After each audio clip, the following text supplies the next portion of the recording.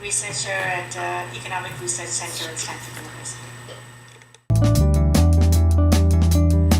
Multiple regression model is when you regress the dependent variable, the y variable, on two or more explanatory variables, the x variables. So you have a model in which y is explained by more than one factor.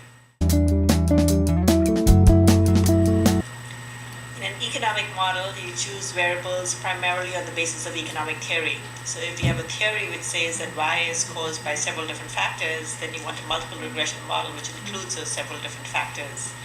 So as I said, in most cases, there's an economic theory which tells you about the determinants of y.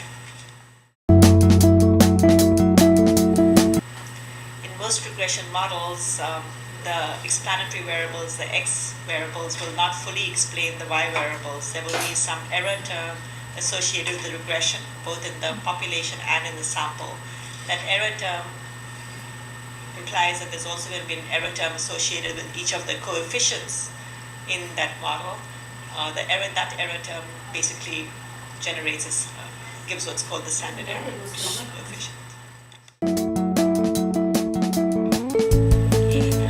As in the last question, the regression model normally includes an error term. That error term being that part of the variable, but that part of the regression model that is not fully explained by the x variables. If that error term is randomly distributed, then it's referred to as a random error term.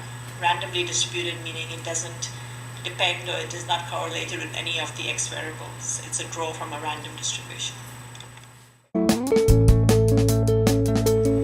If you're testing for the significance of a coefficient, you normally have to have some beliefs or some assumption about the distribution of that coefficient. So for example, you might believe that the coefficient comes from an F distribution. If so, you take an estimate of the coefficient and then you observe or then you determine the probability of obtaining that particular coefficient from the F distribution. If the probability of obtaining that particular coefficient is low, you would reject that test.